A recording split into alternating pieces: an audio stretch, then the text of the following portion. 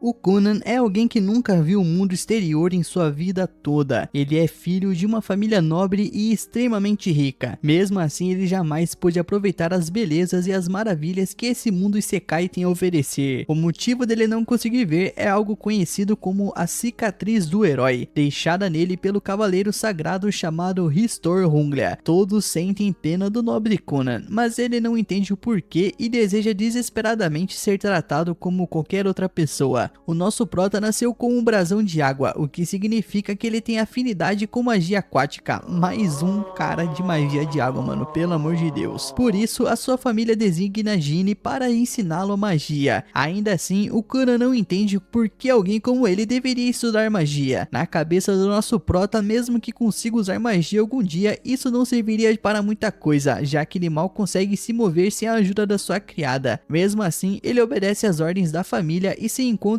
com a mestre Gine. A maga começa a ensiná-lo com bastante entusiasmo, explicando os conceitos básicos. E pouco tempo depois, o Conan aprende o feitiço mais simples de todos, chamado Auri, que permite criar uma pequena quantidade de água. O problema é que o nosso prota nem sequer sabe o que aconteceu depois de lançar o feitiço. Então a Gine explica tudo com muita paciência, descrevendo cada detalhe visual para que ele possa imaginar a cena em sua mente. Durante a explicação, ela acaba comparando o volume de água que ele criou ao tamanho de um globo ocular e se desculpa imediatamente, achando que poderia ter ofendido o garoto. No entanto, nosso prota percebe outra coisa nessa comparação. Ele passa a pensar que se dominar a magia, talvez um dia consiga criar olhos de verdade e finalmente enxergar. E com esse novo objetivo em mente, o Conan se sente otimista pela primeira vez em sua vida. Até mesmo na hora das refeições, ele começa a conferir todos os ingredientes e tenta imaginar mentalmente como eles devem ser. Ver Conan demonstrando interesse pela comida deixa sua criada tão feliz que ela passa a se empenhar ainda mais a preparar pratos deliciosos para ele. Certo dia, outra professora chamada Flora é designada para ler livros para o nosso prota. Animado, ele pede que ela leia histórias, especialmente a respeito de Ristor Julia, o cavaleiro sagrado responsável por sua cegueira. Flora hesita, acreditando que esse assunto possa ser meio doloroso demais para ele, mas após o Conan garantir que ficará bem, ela começa a leitura. Segundo Madame Flora, houve uma grande guerra entre dois heróis e o Rei Demônio, centenas de anos atrás. Ristor Huglia foi escolhido como o herói do país de Conan, e no fim conseguiu derrotar o Rei Demônio, mas ao custo de perder um braço e uma perna. Dizem que em seu último suspiro, o Rei Demônio lançou uma maldição sobre Ristor. Desde então, muitos de seus descendentes passaram a nascer com alguma parte do corpo faltando. Alguns sem um braço, outros sem uma perna, e no caso de Conan, sem a visão. Esse fenômeno estranho ficou conhecido como a cicatriz do herói. As crianças que nasciam com a cicatriz do herói não demonstravam poderes especiais, mas acredita-se que por pena, as pessoas ao redor delas acabavam as tratando com um certo respeito diferenciado. Ao ouvir essa história, o nosso prota tem dificuldade em aceitar que nasceu com um destino tão cruel. Ainda assim, ele aceita a realidade e decide seguir em frente com o que lhe foi dado. Pouco tempo depois, ele aprende a conjurar várias esferas de água ao mesmo tempo e fica mais motivado do que nunca para se tornar um grande feiticeiro.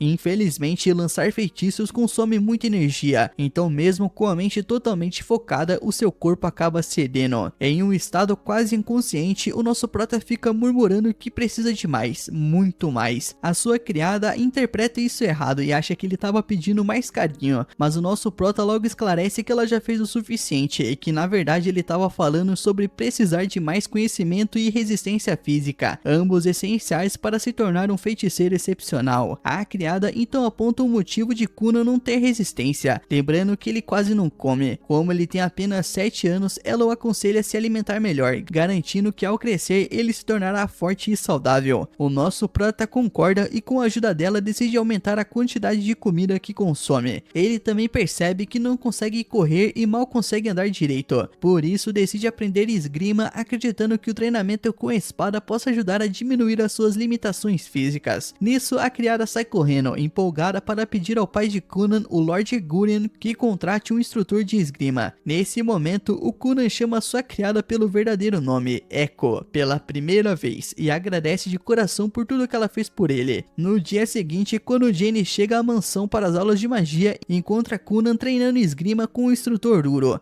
Após Uro se retirar, a Jane se aproxima, impressionada com o fato do Conan estar fazendo tantas aulas sendo tão jovem. Ela se lembra do primeiro dia em que começou a ensiná-lo, quando o garoto parecia abatido e sem vida. Agora ele exibe um sorriso aberto, mostrando o quanto mudou em tão pouco tempo. A Jane pergunta se ele não gostaria de fazer uma pequena pausa, já que vem treinando sem parar há horas. O Conan garante que está bem e se prepara para a aula de magia. Nisso, sem perder tempo, a Jane pergunta se ele ainda se lembra de como conjurar o feitiço Auri. O que ela não sabe é que Conan vem treinando o tempo todo. Por isso, ela fica visivelmente surpresa quando ele conjura com facilidade várias esferas de água ao mesmo tempo. Nesse instante, Jane percebe que esse garoto é especial e que tem tudo para se tornar o maior feiticeiro do continente. Enquanto isso, no Castelo Imperial, um dos servos reais entra no quarto da princesa Ma e informa que a sua carruagem está pronta. Ela será levada para encontrar o seu noivo, mas Ma odeia a ideia de se casar e não quer ir. Ela acredita que seu noivo pensa da mesma forma e revela que ele não é outro senão Conan. Ela não odeia Conan, mas o jeito sombrio dele e desanimado nunca foi nada atraente para ela. Infelizmente, a guria não tem escolha, já que essa é uma ordem direta do seu pai, o rei. Durante o caminho até a mansão de Conan, Mira explica o motivo do rei ter decidido isso. Pelo visto, Conan é visto como uma figura extremamente importante por causa da sua cicatriz do herói. Então, para agradar o povo do reino, o rei tomou essa decisão puramente política. No trajeto, ela se lembra do primeiro dia em que conheceu o nosso prota.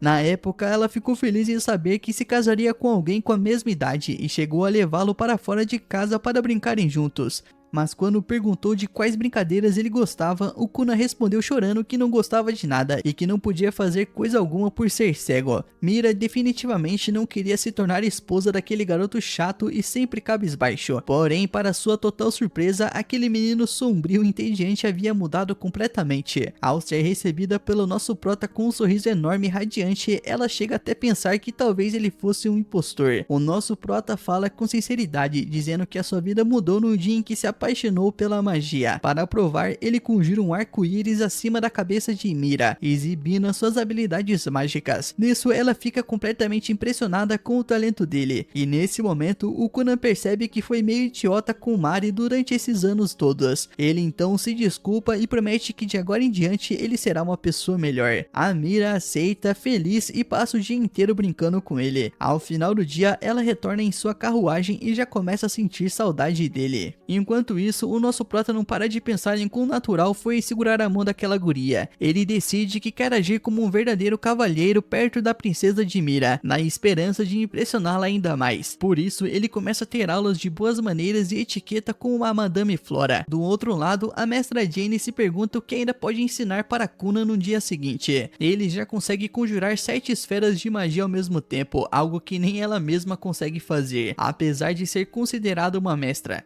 Além disso, ele dominou todos os feitiços básicos que ela ensinou. Sem saber mais o que fazer, a Jane admite para si mesma que não há muito mais que ele possa ensinar. Por um momento, ela pensa em avançar e ensinar magia intermediária, porém seu trabalho era apenas ensinar magia básica, sem contar que ensinar magia intermediária para uma criança de 7 anos pode ser meio perigoso. Mesmo assim, ela não pode simplesmente largar o emprego, já que é paga por hora e tem muitas contas para pagar. Então ela passa a noite quebrando a cabeça tentando bolar um plano sobre o que ensinar para esse pequeno prodígio no dia seguinte. Quando chega na mansão no dia seguinte, a Jane percebe que Conan mudou mais uma vez. Tentando ignorar isso, ela foca em ensiná-lo a alterar detalhes mais sutis da magia, como a temperatura das esferas de água. Conan tenta fazer isso, e ao modificar as características internas da água, ela passa a ter gosto de suco de maçã. Ao ver isso, a Jane fica completamente sem palavras. Ela havia passado a noite inteira preparando uma aula de uma semana sobre a alteração da magia, mas o nosso prota entendeu toda a teoria em menos de 5 minutos e dominou a técnica instantaneamente. De qualquer forma, agora o nosso prota consegue sentir as formas e texturas, o que permite alterar as suas magias com precisão. No entanto, ele ainda não entende o que são cores, então não consegue criar objetos mágicos perfeitos. Por isso, define como seu próximo objetivo compreender as cores, e de forma totalmente inesperada, ele começa a senti-las também. Echo corre animada para contar isso ao Lord Gurion, explicando que tecnicamente o nosso prota agora consegue perceber cores. Segundo ela, quanto mais próximo o Kuna está de um objeto, mais claramente ele distingue a sua cor. Funciona como uma espécie de sexto sentido, permitindo até mesmo identificar mudança de cor e ler textos pretos em livros. Gurion fica aliviado e deseja ver o filho novamente, mas Echo acredita que Kuna deve continuar onde está para alcançar os seus objetivos. Ela revela que o nosso prota se mudou sozinho para uma mansão vizinha meses atrás, pois não queria ser um peso para ninguém. Lord Gurion agradece a Echo, reconhecendo que a alegria dela deve ter um impacto positivo sobre o seu filho. Ela aceita o elogio, mas comenta que preferiria receber um aumento. Depois disso, o nosso prota volta a treinar sozinho e cria uma esfera de água vermelha, aumentando seu tamanho para sentir a cor com mais intensidade. Ao saber da novidade, a sua mãe aparece acompanhada do pai e do irmão. Ao ouvir a voz da mãe, Kuna a cumprimenta todo animado, tentando agir como um verdadeiro cavaleiro. Porém, ele acaba se distraindo e perde o controle da magia, fazendo com que a esfera de água vermelha caia sobre ele. Quando se vira para chamar a mãe novamente, a pobre mulher desmaia de susto. O nosso prota, sem entender nada, fica completamente confuso com a reação dela. Então Echo explica a situação para ele, dizendo que a cor vermelha também é a cor do sangue, algo que costuma causar uma impressão desagradável nas pessoas. A criada até demonstra compreensão, mas o Lord Gurion não reage da mesma forma. Ele acredita que o filho apenas pregou uma peça de mau gosto, o que o deixa furioso. Irritado, ele repreende Echo por mimar demais o nosso prota e ainda ameaça, dizendo que pode cortar o seu pagamento por causa disso. Em seguida, ele se vira para Kuna e começa a dar uma bela bronca nele também. Nesse exato momento, a Jane chega ao local. Ao perceber que o Kuna mais uma vez melhorou as suas habilidades mágicas sozinho, ela passa a acreditar que aquele garoto realmente pode se tornar o maior feiticeiro que já existiu.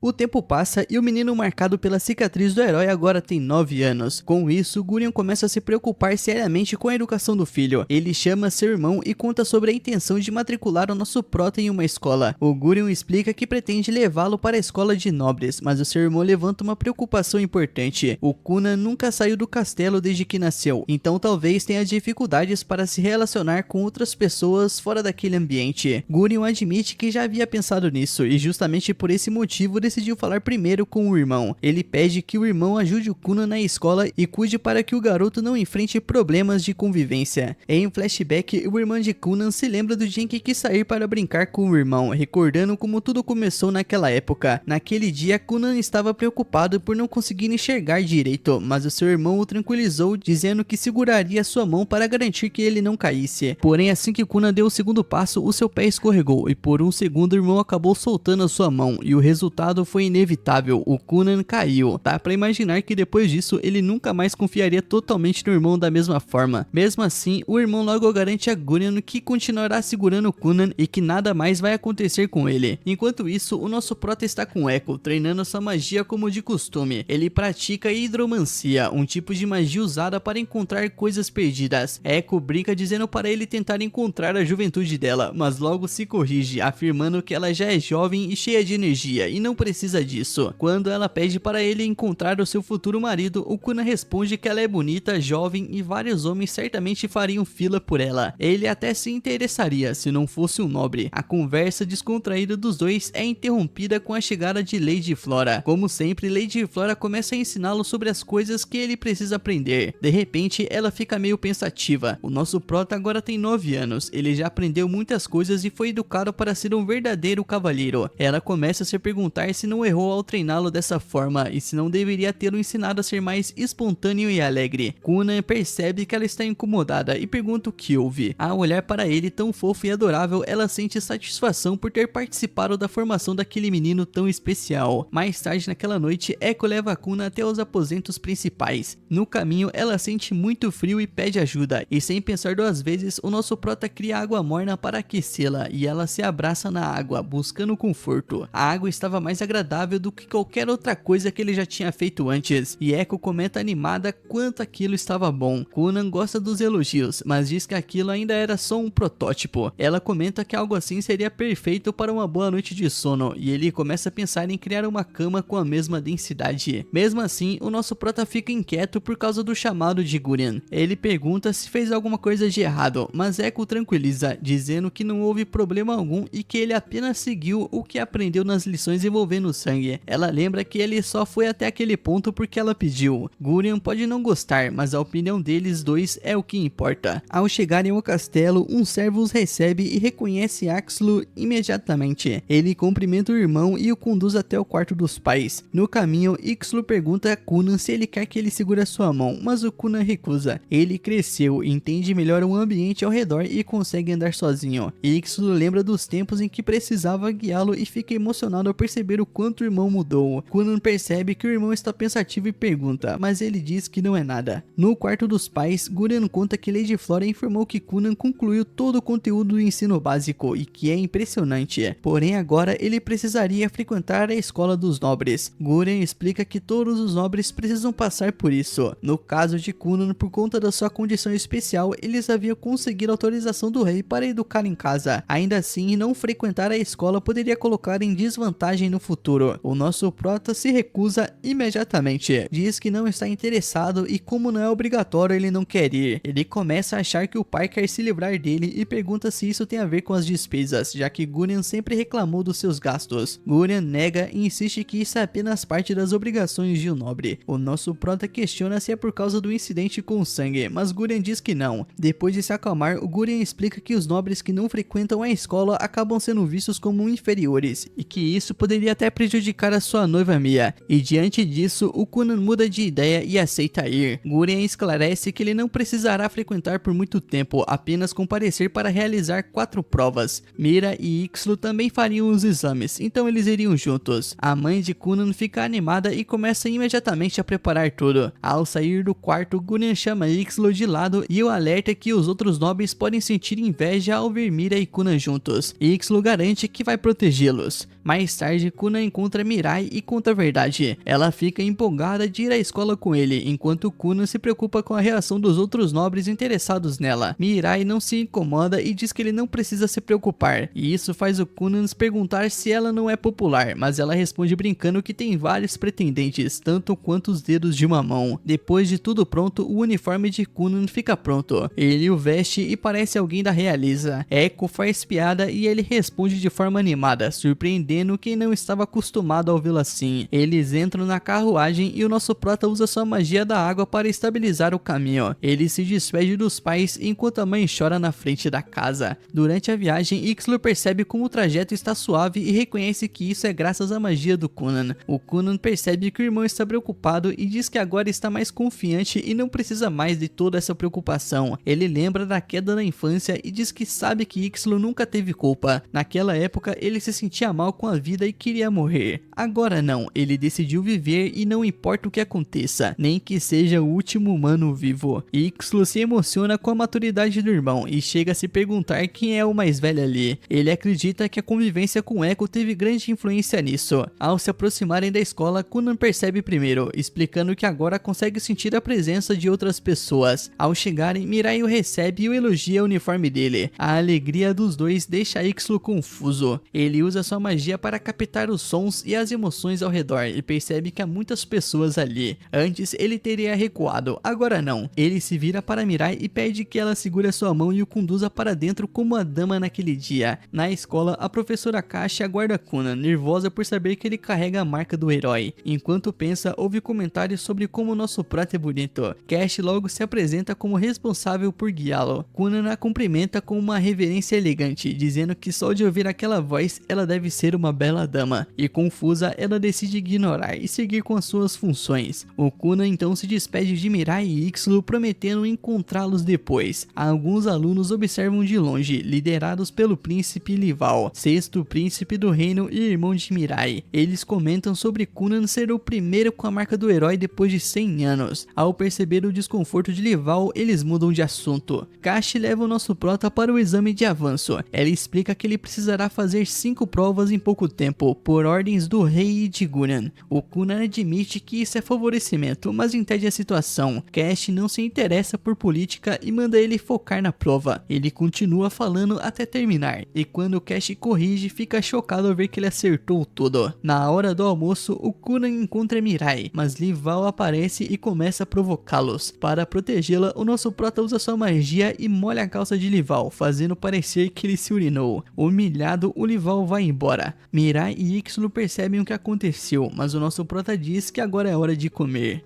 Durante a refeição, o Kuna descobre que Lival é o seu futuro cunhado e fica surpreso ao saber que existem irmãos tão cruéis. Ele agradece por ter Ixlo ao seu lado, e Ixlo, preocupado, espera que não se envolvam em mais confusões. Já o nosso prota parece estar se divertindo bastante, mas é claro que uma hora ele vai conseguir arranjar mais problemas sim. Depois que todo mundo se senta, o Kuna pergunta se alguém sabe por que o Lival estava fazendo tanto escândalo mais cedo, aparentemente sem motivo. A Mirai então explica que provavelmente foi para tentar colocá-la no lugar dela, afinal o Lival é o sexto príncipe e ela é a nona princesa, então na hierarquia real ela estaria bem abaixo dele. Só que o problema é que Mirai está noiva de Kunan, um feiticeiro que possui a marca do herói, o que automaticamente coloca ela em um patamar muito mais alto em termos de status. Provavelmente Lival se sentiu ameaçado com a ideia de ela ultrapassá-lo na hierarquia, então tentou impor autoridade. Mesmo assim, Mirai comenta que ele não parece ser uma pessoa ruim de verdade. Kunan fica com a sensação de que talvez tenha exagerado antes e começa a se perguntar se não deveria pedir desculpas, porém todo mundo corta essa ideia na hora e diz que o Lival mereceu pelo showzinho que ele fez naquele dia. Com o tempo passando, já de volta em casa, o Kunan começa a treinar uma nova habilidade, mudar a textura do gelo para que ele pareça com outra coisa ao toque. Dessa vez ele faz o gelo ter a sensação de uma maçã. A professora fica impressionada, mas diz que ele precisa sentir mais coisas diferentes para conseguir usar uma variedade maior de texturas. Logo chega então o dia da prova final, e ao chegar na escola, Ishio percebe que o Kuna anda tocando muito nos cavalos ultimamente. Ele pergunta o motivo e o Kuna responde que está apenas coletando algumas amostras, o que não faz o menor sentido para Ishio. Pouco tempo depois, a Mirai aparece para cumprimentar a nosso prota, e ele comenta que vai sentir falta de poder conversar com ela na escola o tempo todo, já que aquele é o último dia dele ali. Mas Mirai lembra que eles ainda têm o dia inteiro pela frente, então ele não precisa se despedir ainda. Eles entram na sala de prova e o Kuna fica animado, já que essa é a primeira vez que vai fazer uma prova em sala com os outros alunos. Ao mesmo tempo, ele sabe que vai sentir falta do tempo exclusivo que passava com a professora Cass, quando fazia as provas particulares. Cass diz que mesmo com os outros alunos ainda vai prestar bastante atenção nele, e Shio então nota que os dois parecem bem próximos. O Kuna explica que isso é natural, já que acabou conhecendo muito sobre Cass durante as conversas que tinham nas provas. Nesse momento, alguns alunos se aproximam e pedem para Ixio e Mirai apresentarem o Kuna, já que ainda não tiveram a chance de conversar com ele. Como foram bem diretos, o Kuna se apresenta formalmente. Para ser sincero, ele estava um pouco preocupado, já que ninguém nunca se aproximava quando ele estava com Ishio ou Mirai, e começou a achar que os dois não tinham muitos amigos. Mirai explica que os amigos dela só mantinham distância porque ela pediu para eles não atrapalharem, já que queria passar um tempo de qualidade com o Kunan. Ele fica aliviado ao ouvir isso, porque não saberia o que fazer se Ishio e Mirai fossem completamente solitários. Mesmo assim, ele comenta que pessoalmente ele não se incomoda tanto em ficar sozinho ou não ter amigos. Pouco tempo depois, a prova está prestes a começar, e Lival ainda está no corredor, encarando a janela e bancando o misterioso. Seus capangas avisam que o exame final vai começar, e o Lival diz que é importante demais para se preocupar com isso, até que lembram ele de que se ele perder a prova, ele vai repetir de ano. Aí não tem escolha, né? Enquanto isso, na sala, o nosso prota está passando a mão em um pombo perto da janela, quando Cass anuncia que a prova vai começar, e que todos devem se sentar. Mirai diz que guardou um lugar ao lado dela para ele, mas antes que o Kuna responda, Lival entra no meio dos dois e começa a encarar o Kunan com ódio. Ishio não interfere, mas se lembra de ter ouvido algumas criadas do palácio comentando como o Lival é um desastre, embora nunca falassem isso na cara dele por ele ser da realeza. A razão de Lival agir daquele jeito e estar sempre irritado é porque ele sabe que, apesar do respeito aparente, provavelmente zombam dele pelas costas. No meio desses pensamentos, o Conan simplesmente segura a mão de Lival e se apresenta formalmente. Lival surta, dizendo que não deu permissão para ser tocado, mas o Conan lembra que eles vão ser cunhados no futuro, então deveriam se conhecer melhor. Ele começa a sentir a mão do Lival e, pela textura da pele, conclui que ele deve ter um rosto bonito. Era um elogio sincero, algo que Lival quase nunca recebe. Sem saber como reagir, ele se vira para Mirai e pergunta se tem algo errado com o Conan. Mirai acha a cena engraçada, assim como o resto da sala, e todos começam a rir. No começo, o Lival pensa que estão rindo dele, mas Mirai explica que é porque nunca viram ele tão sem jeito. Lival nega estar envergonhado e manda o Conan soltar a mão dele, mas o nosso prota segura por mais alguns segundos e ainda comenta que a voz dele também soa forte. O Lival já tinha planejado ser hostil para impor domínio, mas agora já não sabe mais como reagir. Cass então chama a atenção de todos e manda se sentarem, pois a prova vai começar. No fim do dia, os testes são corrigidos e a Cass anuncia os resultados. Ela escreve no quadro enquanto todos observam ansiosos, mas acaba relevando que todos passaram e vão se formar. Depois disso, o Conan e Shio entram na carruagem para voltar para casa, enquanto todos se despedem. Conan diz que se divertiu bastante e ainda comenta com Cass que, se ela estiver procurando um namorado, poderia considerar Shio, já que ele é solteiro. Shio diz que nunca concordou com isso, e Cass começa a se arrepender de ter contado tanto sobre a sua vida amorosa. Além disso, Lival aprende bastante com a interação com Conan e decide tentar ser uma pessoa melhor daqui pra frente. Caralho, nosso cego aqui é bom mesmo, hein? Transformou o cara mal em cara bom em um toque. Alguns dias depois, já formado, o nosso prota passa a focar em aprender novos feitiços, enquanto Jenny testa em tudo que ele aprendeu. Ela pede para ele criar uma bola de água giratória, dividi-la em 10 partes e dar cor e textura diferentes para cada uma. Conan faz tudo isso com facilidade. Jenny diz que ele foi muito bem, mas o nosso prota responde que ainda não terminou. Ele então transforma uma das bolas de água em uma pomba e a faz voar. A Jenny fica em choque e cai de joelhos, pois nem mesmo magos mestres conseguiriam fazer algo assim facilmente. Mais tarde, durante um chá, a Jenny diz que precisa contar algo importante. Conan entende e pede para Aiko lhes dar privacidade. Sozinhos, Jenny confessa que não tem mais nada para ensinar a ele. Na verdade, há meses ela só orientava a magia básica, e agora o Conan já é um mago melhor do que ela. O Conan então se levanta e diz que ela é uma ótima professora, já que adorou todos aqueles truques desesperados que ela transformava em lições. Mesmo não sendo uma maga avançada, a visão dela deu a ele uma nova esperança de vida, e isso tem muito valor. Jenny então agradece, dizendo que se esforçou muito para criar aquelas aulas e que isso já está exigindo demais dela.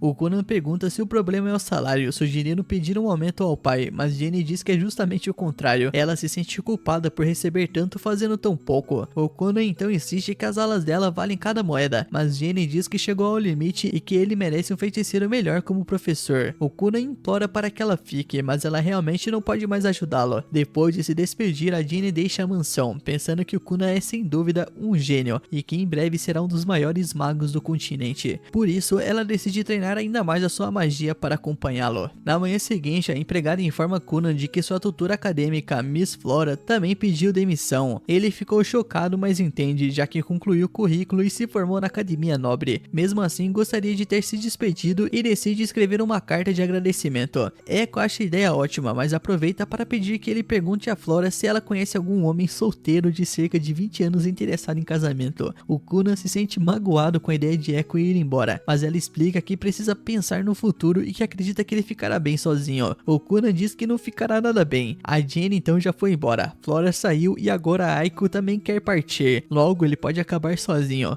Durante o jantar, o Conan conta ao pai sobre a saída de Jenny e sobre a sugestão de procurar um feiticeiro mestre para continuar aprendendo. E Shio se lembra de um rumor sobre um poderoso feiticeiro real. A mãe reconhece a descrição e pergunta se ele está falando de Chanel Finn, famoso na capital tanto pelo poder quanto pela aparência. Ele seria um professor perfeito, mas o pai diz que há um grande problema. Como feiticeiro real, apenas o rei e a corte podem dar ordens a ele. Além disso, ele quase nunca sai do castelo e até encontrá-lo é algo extremamente controlado.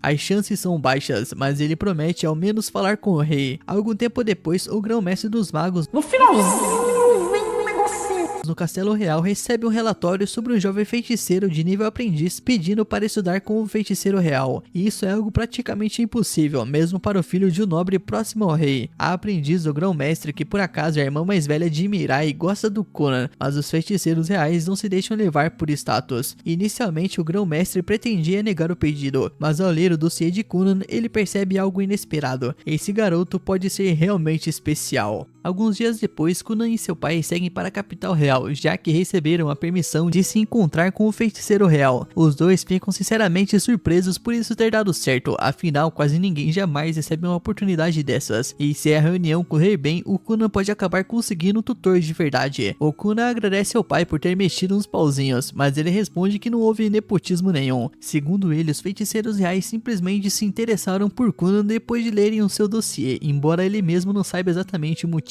Enquanto esperam, o Conan decide passar o tempo criando um gato feito de água. Seu controle mágico claramente melhorou muito, já que o gato parece e até se sente exatamente como de verdade. O único problema é que ele ainda não sabe fazê-lo se mover naturalmente e emitir sons. Mesmo assim, o pai dele simplesmente adora a criação. Ao chegarem ao castelo, os dois são recebidos por Lady Hatia. O Conan faz a sua saudação de costume, mas logo descobre que ela é na verdade a segunda princesa, ou seja, a irmã mais velha de Mirai. Então ele comenta que está feliz em finalmente conhecer a sua futura cunhada. Hatia percebe que o pai de Conan está carregando um gato e acha aquilo muito fofo. Só que quando ele coloca o bichinho no chão, o Conan desfaz o feitiço e o gato vira apenas uma poça de água. Hatia fica chocada ao perceber que nunca foi um gato de verdade, o que prova que o Conan é muito mais habilidoso do que ela imaginava. Impressionada, ela se oferece para levá-lo imediatamente até a Torre Negra. Antes disso, o pai de Conan avisa que terá uma audiência com o rei ainda naquele dia e pergunta se o filho ficará bem voltando sozinho. O Conan garante que consegue se virar tranquilamente, então o pai diz que vai providenciar uma carruagem para buscá-lo mais tarde. Enquanto o Conan e Hatia caminham pelos corredores, ele começa a bombardear ela com perguntas sobre magia avançada, falando tão rápido que ela mal consegue acompanhar. Hatia então explica que ainda é relativamente nova ali e ainda não está preparada para responder tudo isso. Ela conta que existem 10 princesas e 7 príncipes no reino, e que normalmente todos competiriam entre si por feitos para disputar o direito ao trono. No entanto, ela abriu mão dessa disputa para seguir a carreira como feiticeira. Ainda assim, Hatia demonstra preocupação com a possibilidade de Conan acabar envolvido na sucessão real. Nesse momento, ela percebe que o Conan não está mais andando, ele está deslizando. Confusa, ela pergunta como ele está fazendo aquilo, e o nosso prota explica que criou uma fina camada de gelo sobre os pés para reduzir o atrito. Ele pergunta se ela quer tentar também, e Hatia se anima na hora. Antes disso, porém, ela lembra que precisa explicar as regras à Torre Negra. Primeiro, ele não deve se envolver de forma descuidada com nenhuma facção. Segundo, não deve assinar contratos suspeitos nem dizer nada que possa se voltar contra ele no futuro. Com um aviso dado, a Hatia pede para o nosso prota transformar os seus sapatos em patins. Um minuto depois, os dois estão deslizando pelos corredores do castelo sem nenhuma preocupação, causando um caos enorme. Alguns guardas tentam pará-los, mas eles são rápidos demais. Nesse instante, o capitão da guarda real noturna, Dario, aparece e vê a confusão. Ele começa a persegui-los, ordenando que parem imediatamente. O Conan começa a achar que vão se meter em problemas e pergunta se não é melhor parar, mas Hatia diz que está se divertindo demais e que é só acelerar ainda mais.